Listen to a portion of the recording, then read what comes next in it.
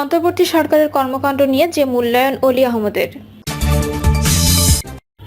সরকার এতই যোগ্য যে থানা থেকে ওসি পালিয়ে যায়, বললেন মান্না। খালেদা জিয়াকে দেখতে লন্ডনে মির্জা আব্বাস, বললেন -2 ফর্মুলা অকার্যকর। জানাবো লস অ্যাঞ্জেলেসের জ্বলন্ত নরক, প্রাকৃতিক বিপর্যয় নাকি ব্যবস্থাপনার অদক্ষতা। এবং সর্বশেষ জানাবো মিরপুরে ইলিয়াস মোল্লা বস্তির বাসিন্দাদের সড়ক অবরোধ। শুনছিলেন সংবাদ শিরোনাম, এবারে বিস্তারিত। অন্তর্বর্তী সরকারের কর্মকাণ্ড নিয়ে যে মূল্যায়ন অলি আহমদের। দেশের রাজনৈতিক ইস্যু নিয়ে বরাবরই সোচ্চার থাকেন লিবারেল ডেমোক্রেটিক পার্টির প্রেসিডেন্ট ডক্টর কর্নেল অলি আহমদ। এরই অংশ হিসেবে গত 5ই আগস্ট শেখ হাসিনা পতনের পর দেশের রাজনীতির বর্তমান পরিস্থিতি নিয়ে যুগান্তরের সঙ্গে খোলামেলা কথা বলেছেন বর্ষিয়ান এই রাজনীতিবিদ। অন্তর্বর্তীকালীন সরকারের কার্যক্রম নিয়ে আপনার মূল্যায়ন কি? প্রশ্নোত্তরে অলি আহমদ বলেন, তারা খুব দীর্ঘ গতিতে চলছে, আরও দ্রুত গতিতে চলা উচিত ছিল। তাদের কাছ থেকে জনগণের আশা আকাঙ্ক্ষা পর্বত সমান, কিন্তু জনগণের আশা আকাঙ্ক্ষা তারা ভঙ্গ করেছে। তাদেরকে আরো সুপরিকল্পিতভাবে নির্দিষ্টভাবে প্রত্যেকটা মন্ত্রণালয়ের কি করণীয়, প্রধান উপদেষ্টার উচিত ছিল প্রত্যেকটা মন্ত্রণালয়ের জন্য একটা রূপরেখা তৈরি করা এবং এই রূপরেখা তৈরি করে প্রত্যেকটা মন্ত্রীকে কাগজটা হাতে ধরিয়ে দেওয়া। তুমি এই লাইনটা ফলো করো, এই লাইনটা ফলো করে তোমার কর্মকাণ্ডগুলো পরিচালনা করো, তাহলে অধিক সফলতা আসতো এবং এটার সময়সীমা বেঁধে দেওয়া উচিত ছিল। তিনি আরো বলেন, একটা পোস্টিং করতেও 2 সপ্তাহ চলে যায়, একটা পোস্টিং ক্যান্সেল করতে 5 সপ্তাহ চলে যাচ্ছে। এভাবে তো হয় না। প্রত্যেক মন্ত্রীকে, অর্থাৎ যারা উপদেষ্টা হয়েছে, তাদেরকে একটা রূপরেখা দেওয়া হওয়া উচিত ছিল যে তোমাকে এই কাজগুলো এতদিনের মধ্যে সম্পন্ন করতে হবে। যেমন আমি যখন প্রধান উপদেষ্টার কাছে গেলাম, ওনাকে কতগুলো পরামর্শ দিয়েছিলাম যে আপনি কমিটিগুলো করেছেন, খুবই ভালো করেছেন। কমিটির কাজ হবে বড় বড় এক্সপার্টদেরকে নিয়ে তাদের সুনির্দিষ্ট বিষয়গুলো আলোচনা করবে, আলোচনা করে তারা একটা রূপরেখা রেডি করবে। এই রূপরেখা রেডি করে তাদের মেম্বারদের সঙ্গে এগুলো নিয়ে আলোচনা করে একটা চূড়ান্ত রূপ নেবে। চূড়ান্ত রূপ নেওয়ার পরে এটা রাজনৈতিক দলগুলোর মধ্যে সার্কুলেট করা হবে। রাজনৈতিক দলগুলো এই খসড়া পেপারের উপরে তাদের মন্তব্যগুলো দেবে।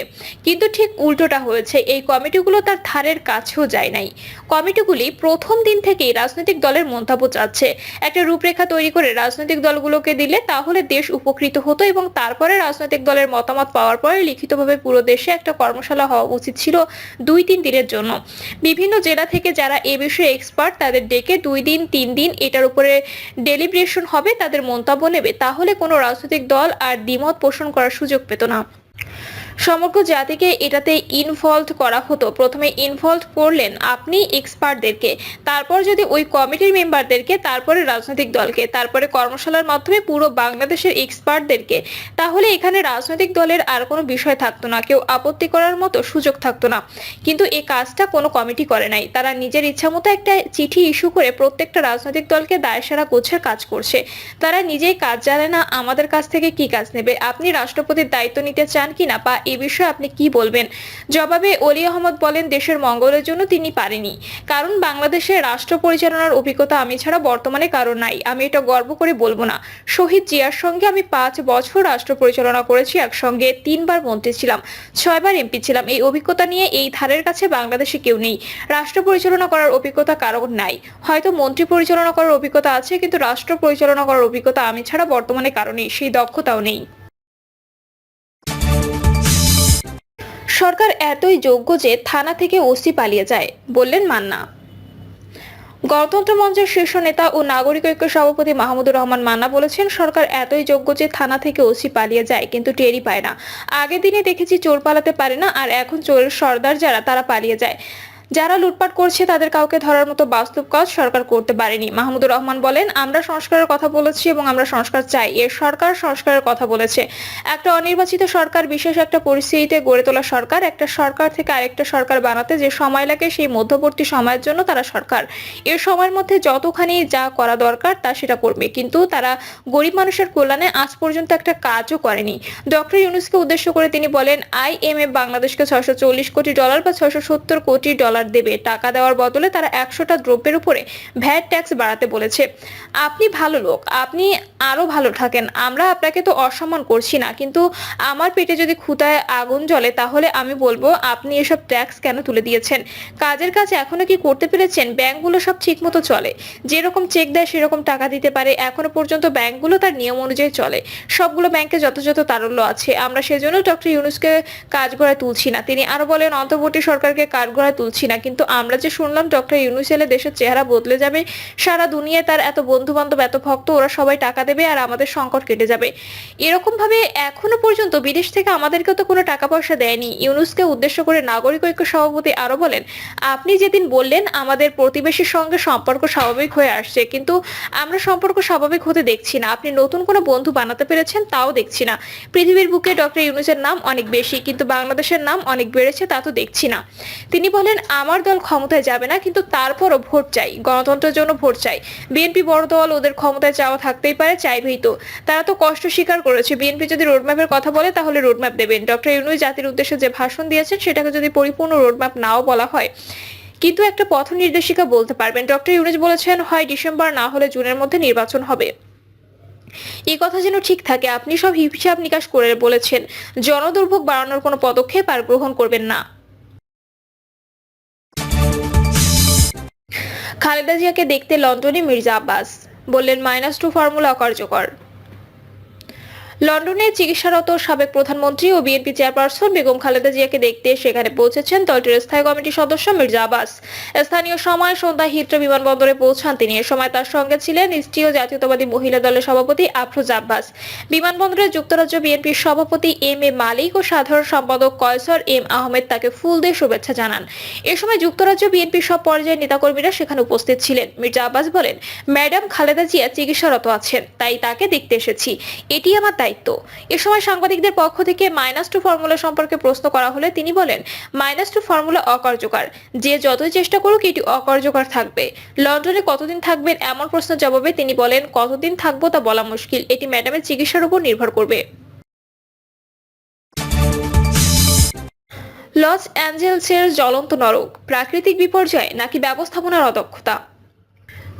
যুক্তরাষ্ট্রের ক্যালিফোর্নিয়া অঙ্গরাজ্যের লস অ্যাঞ্জেলেসের নজিরবিহীন দাবানলে বিপুল আর্থিক ও মানবিক ক্ষয়ক্ষতি হয়েছে। এই সংকটের জন্য দায়ী কে? এই প্রশ্নটি এখন গুরুত্বপূর্ণ হয়ে উঠেছে। ক্যালিফোর্নিয়ার লস অ্যাঞ্জেলেসের শহর বেশ কয়েকদিন ধরেই নিয়ন্ত্রণহীন আগুনে পুড়ছে। শীত মৌসুমের শুরুতে হাজার হাজার মানুষ গৃহহীন হয়ে পড়েছে এবং ব্যাপক সহায় সম্পত্তি ধ্বংস হয়েছে। মার্কিন গণমাধ্যম জানিয়েছে, এই দুর্যোগে কমপক্ষে 11 জন নিহত হয়েছেন, এমনকি মৃতের সংখ্যা আরো বাড়তে পারে। প্রশান্ত মহাসাগরের উপকূল থেকে পাসাডেনা পর্যন্ত 5টি কমপক্ষে দাবানল নিয়ন্ত্রণের প্রচেষ্টা এখনো সফল হয়নি। বিদ্যুতের তারের সমস্যাকে এই আগুনের প্রধান কারণ হিসেবে দাবি হয়েছে এবং আগামী কয়েকদিনে এই দাবানল অব্যাহত থাকতে পারে। এদিকে এবিসি নিউজ জানিয়েছে, মার্কিন সরকার প্রায় 1,80,000 বাসিন্দাকে তাদের বাড়ি ছেড়ে যাওয়ার নির্দেশ দিয়েছে। সেই সঙ্গে 500 জন দমকল কর্মীকে সংবেদনশীল এলাকায় আগুন নিভানোর কাজে নিযুক্ত করেছে। আগুনের প্রসার এবং ক্রমবর্ধমান ক্ষতি এই দাবানলকে ক্যালিফোর্নিয়ার 2 লক্ষ হেক্টরের বেশি বনাঞ্চল, আবাসিক এলাকা এবং নগর অবকাঠামো ধ্বংস হয়েছে। শত শত বাড়ি ধ্বংস হয়ে গেছে, যা এই বিপর্যয়ের ক্ষতির একটি অংশ মাত্র। প্রাকৃতিক বিপর্যয় নাকি ব্যবস্থাপনার অদক্ষতা? এদিকে দাবানলের কারণে শেয়ার মার্কেট ও বীমা শিল্পের এর প্রভাব পড়েছে। বিশ্লেষকরা ধারণা করছেন, বীমাকৃত সম্পত্তি থেকে এই অগ্নিকাণ্ড ক্ষতির পরিমাণ $8 বিলিয়ন ছাড়িয়ে যাবে। বাতাসের তীব্রতা এবং দ্রুত ছড়িয়ে পড়া এই দাবানল আধুনিক আমেরিকার ইতিহাসে অন্যতম ক্ষয়ক্ষতি ও ধ্বংসযজ্ঞ চালানো বিপর্যয় বলে প্রতিবেদনে উল্লেখ করা হয়েছে।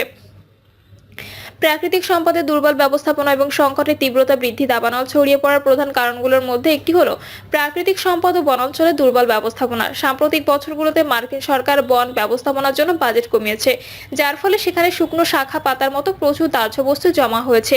পর্যবেক্ষণের জন্য নতুন প্রযুক্তি এবং দক্ষ কর্মীর অভাবের কারণে এই সংকট প্রাথমিক পর্যায়ে চিহ্নিত ও নিয়ন্ত্রণ করা সম্ভব হয়নি। এসব দুর্বলতার সঙ্গে জলবায়ু পরিবর্তনের প্রভাব মিলিত হয়ে আগুনের তীব্রতা এবং বিস্তার বাড়িয়েছে। অবকাঠামো দক্ষতা এবং সরকারের বিলম্বিত প্রতিক্রিয়া, অগ্নিকাণ্ড মোকাবিলার জন্য পর্যাপ্ত অবকাঠামোর অভাব, দমকল সরঞ্জামের ঘাটতি এবং পানি সরবরাহের সীমাবদ্ধতায় বিপর্যয় নিয়ন্ত্রণকে কঠিন করে তুলেছে। সরকারের প্রতিক্রিয়া জানাতে বিলম্ব হওয়াটাও আর্থিক ক্ষতির পরিমাণ বাড়িয়ে দিয়েছে এবং হাজার হাজার মানুষের জীবনকে ঝুঁকির মধ্যে ফেলেছে। জলবায়ু পরিবর্তন ও ক্যালিফোর্নিয়ার এই দাবানল ছড়িয়ে পড়ার অন্যতম কারণ, যা মার্কিন সরকারের নীতিতে উপেক্ষিত থেকে যাচ্ছে। তাপমাত্রা বৃদ্ধি, বৃষ্টিপাত কমে যাওয়া এবং ঘন ঘন খরার কারণে সেখানে দাবানলের আদর্শ পরিস্থিতি তৈরি হয়েছে। ট্রাম্প প্রশাসনের প্রভাব আগামী 20 জানুয়ারি শপথ গ্রহণের মাধ্যমে আবারও হোয়াইট হাউসে প্রবেশ করবেন ডোনাল্ড ট্রাম্প। তিনি ক্যালিফোর্নিয়া গভর্নর গ্যাভিন নিউসমকে এই দাবানলের জন্য দায়ী করেছেন। ট্রাম্প প্রশাসনের পরিবেশ নীতির দুর্বলতাগুলো এই সংকটের মধ্যে আরো স্পষ্ট হয়েছে। জলবায়ু পরিবর্তন অস্বীকার এবং পরিবেশগত বাজেট কমানোর জন্য তাকে ব্যাপক সমালোচনার মুখোমুখি হতে হয়েছে। পরিশেষে বলা যায় যে লস অ্যাঞ্জেলেসের ভয়াবহ দাবানল শুধু একটি প্রাকৃতিক বিপর্যয় নয়, এটি কাঠামোগত ও ব্যবস্থাপনা দুর্বলতার ফলও বটে। প্রিয় দর্শক, এই ছিল এখনকার সর্বশেষ সংবাদ। আপডেট সব সংবাদ পেতে চ্যানেলটি সাবস্ক্রাইব করে বেল আইকনটি ক্লিক করে রাখুন।